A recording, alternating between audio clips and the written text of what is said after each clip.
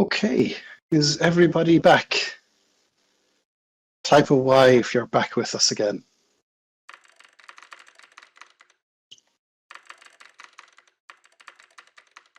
It's looking good.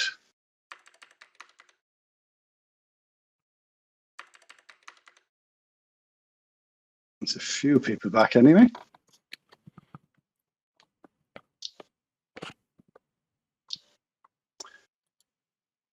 Okay.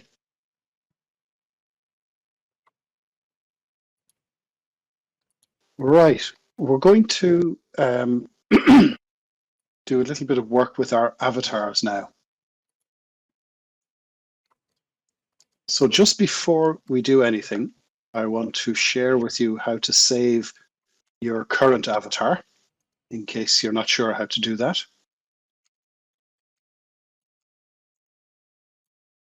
So it preserves the shape and the clothing and everything about your avatar at the moment. I think most of you are using the Second Life browser, is that correct? Type a Y if you're using the Second Life browser.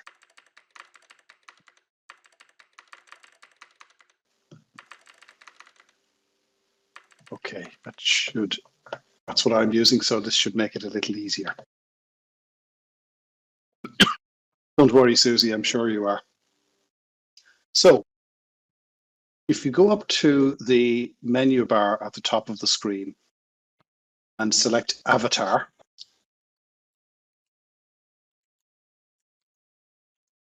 and scroll down to the second item, My Outfits.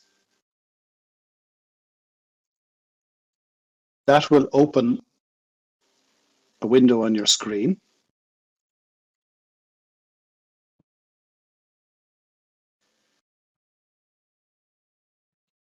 And you can click the Save As button, which will save the current configuration of your avatar.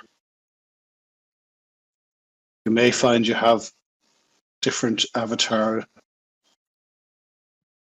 outfits in there already, or you might find this is the first one. So type a Y when you've done that successfully.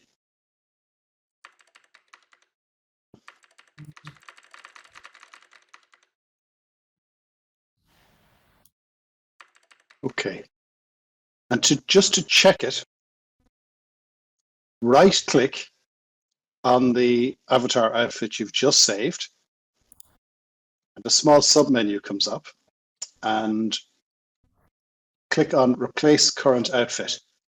Now, you shouldn't see any change because you're replacing the outfit with the same outfit, but at least it confirms that you've saved it properly.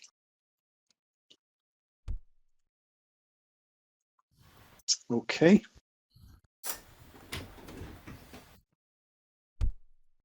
So I'm going to go over that again because there are a few people I can see arriving in a little bit late. So we'll just go over that very quickly again. So anybody who didn't hear the first time round, or anyone who might have missed it, please go to the menu bar at the top of the screen, click Avatar, select the second item on the list, My Outfits, which opens a new window. And then at the bottom of that window, click Save As, and that will save your current avatar outfit and setup.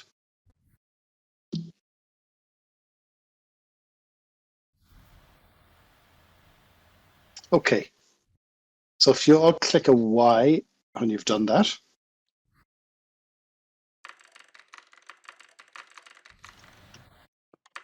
right? So now we're going to change our avatar and try something different. Okay. Okay, Site? Yes. So this is John and I are going to be brave and demonstrate this first, right? Right, John? That's right. We're doing it, right? We are. We Okay. are. So just to be safe, guys, remember, after you change your avatar, John just showed you how to always come back to where you are. So we're going to use John will tell you how you do that. So how do you do that, John? So go back to the menu bar at the top of the screen and select Avatar again. Okay, I did that. And this time, we're going to go down to complete avatars. Complete So avatars. Okay. Now, y'all, you're just going to watch us for a minute. Okay. that gives us a selection of preformed avatars, like the ones that you all selected when you joined Second Life. And they are in four. Okay, go ahead, Site. I see 4 categories: new avatars, fantasy avatars, vampires, and classic. So I'm kind of a classic kind of avatar gal, but I'm going to do something completely different and pick a guy. So here I go. Here I go. Oh my God. Oh my God. Do I look like a guy now? You do. Oh, good. You It do worked. indeed. I'm relieved. Okay, that was my demo. Your turn, John. There I am. I've picked a female. I'm not sure if she's a cheerleader or a band member. Wait, are you a classic, a vampire, a fantasy, or new? What are you? This is a fantasy avatar. Oh, good. Let's see. Oh, there And you then are. just Okay, you're kind of like a Victorian, aren't you? kind of steampunk, I guess. Yeah, steampunk. Well, of course, Techne. What? How can I? Oh, there's a lot of avatars under there. I forgot to scroll the bar. There's a lot. Yeah. Okay, so that's our demo. All right. So now what, John? Well, now we can go back to our Oh original. no, I think we should stay the way we are because you're about to make. Right. I mean, you're going to make them do it, aren't you? All right. All right. Okay, so all of you now go back to the menu bar and select Avatar. Barbara's a dinky. So under the Avatar menu, scroll down to Complete Avatars, which gives you that list of options, and select one. And then stand up and walk around and let's see how you've done.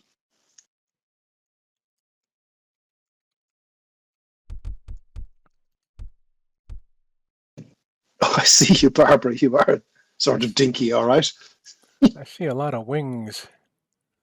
I love the wings. Great. Daria's an angel. Ah, Roisin is a cool looking there he is carrying a sort big of a cyborg. There he is. Yeah. Maybe we should have a fashion show. Maybe we should have them, each of us walk in front. How about we did?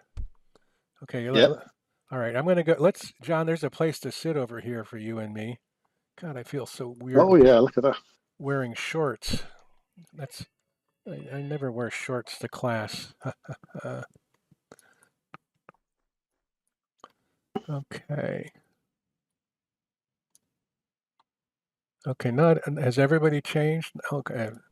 Haber picked my look. That's good. Good taste there, Haber. And all right. So let's see. Are these guys in teams? Could we have them come up front by team? Not really. We have the Irish students are in teams, but the Turkish are not really. So probably wouldn't work so well. Oh, okay. Well, but just come up in fours. We'll get 4 volunteers. 4 students to come up to join myself and Sitearm here. Good. Susie, well done. All right, Susie is like Shula, a werewolf. Helen. Great. And Shula is I would call her a zombie warrior babe. I always think warrior babes. Helen is a elf, I think, with yeah. I'm not sure. Those are the names you picked. Ryan is kind of a witch with a cat. I don't know what you guys think these are. These are like my interpretations. Lurik's got a bat flying over her.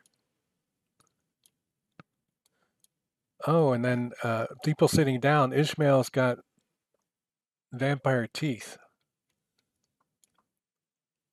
Who do you see, John? Don't you call a few out?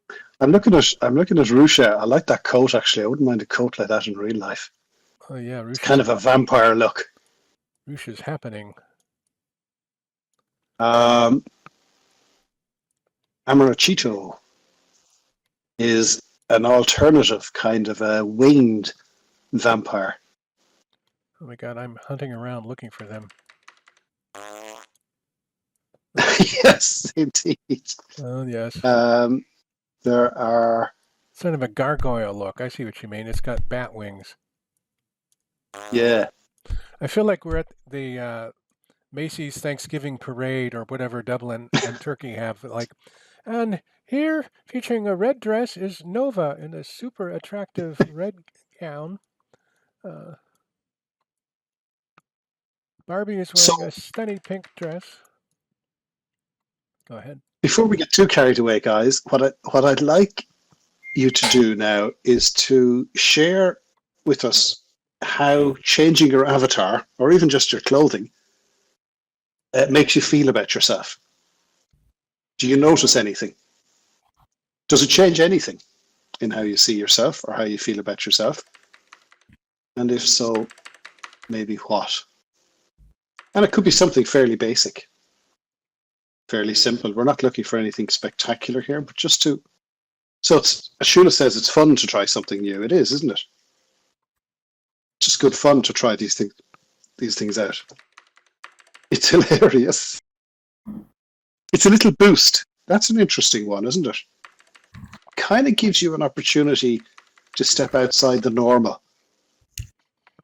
and look at yourself differently. It's funny. You're having fun. It's self-expression too, isn't it? It's an opportunity to express your creativity or express some aspect of your personality. Helen says you need to get used to the new identity. That's interesting. It can take a little bit of a while. You look at yourself and you don't recognize yourself. Nova, similar to that, the self-identification. Amaricho, you can't take yourself seriously. Exactly. And for Daria, it's a different look from the everyday look. So are there times in the natural world when you can do this, do you think? Or you've experienced this before?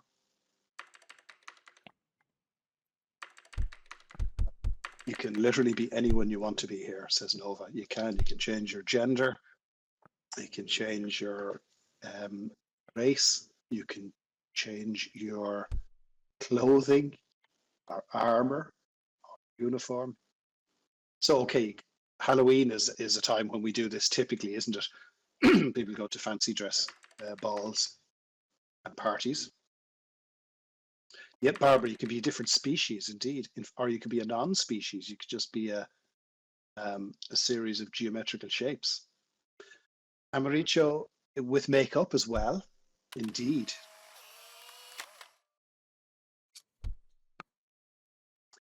And when do we do this?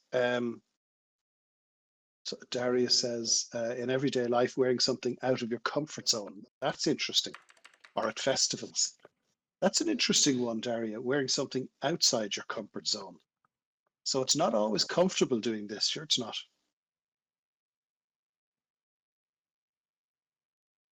So for me, for instance, as an academic, when I was appointed into a managerial role, so whether it was head of school or dean of the college, I began to wear suits and ties more frequently, particularly when going to meetings.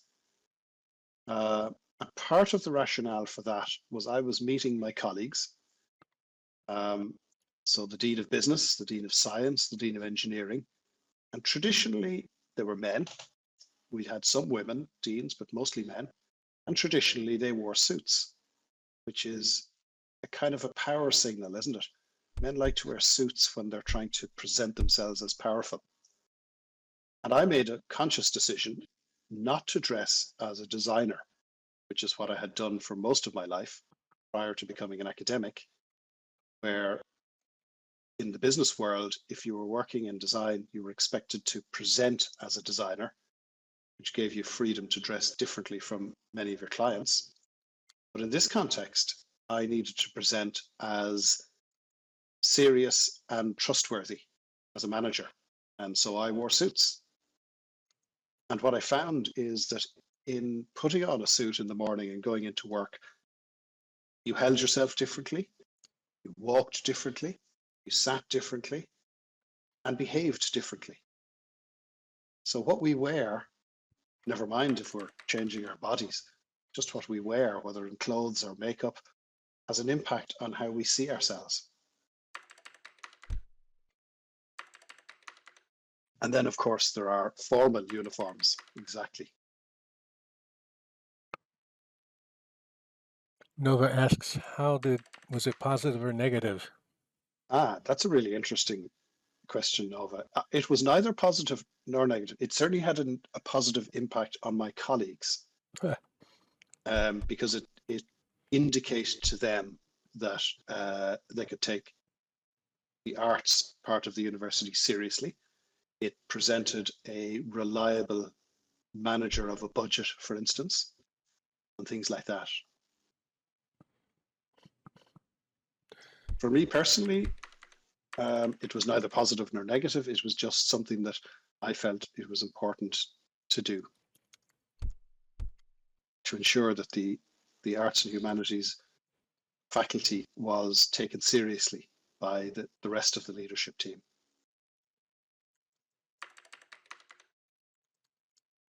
So that dress with intent, exactly, and with a goal in mind. Do suits work the same for women? There's a question. Why don't some of the women here answer that? And then I'll tell you what I think.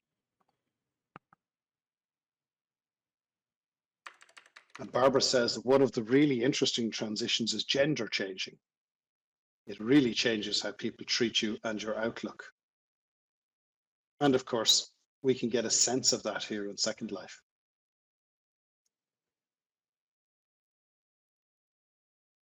Alana says, I wear different clothing in work than in my everyday life. And those of us who work from home probably find that we wear different clothing when we're working from home than we might at work. I had an interesting experience recently where I had to attend an interview online and I put on my suit, but I didn't feel like putting on socks. It was summer. So I kept my flip-flops on with my suit because my feet were not going to be seen during the interview. And I can tell you, it really does throw you. It's a very weird thing to do. I'm not sure I'd do it again. But back to women. Do women wearing suits feel that it changes how people respond to you? Anybody here have that experience that they can share with us?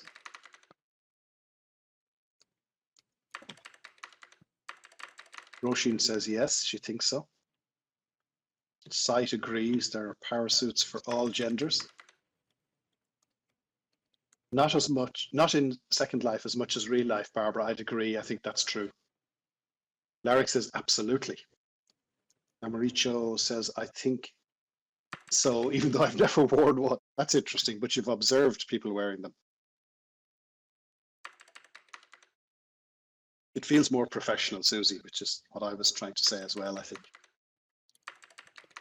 Although I'm not sure if people have noticed, but I've certainly seen since COVID, men in particular, excuse me, are frequently not wearing ties with their suits now.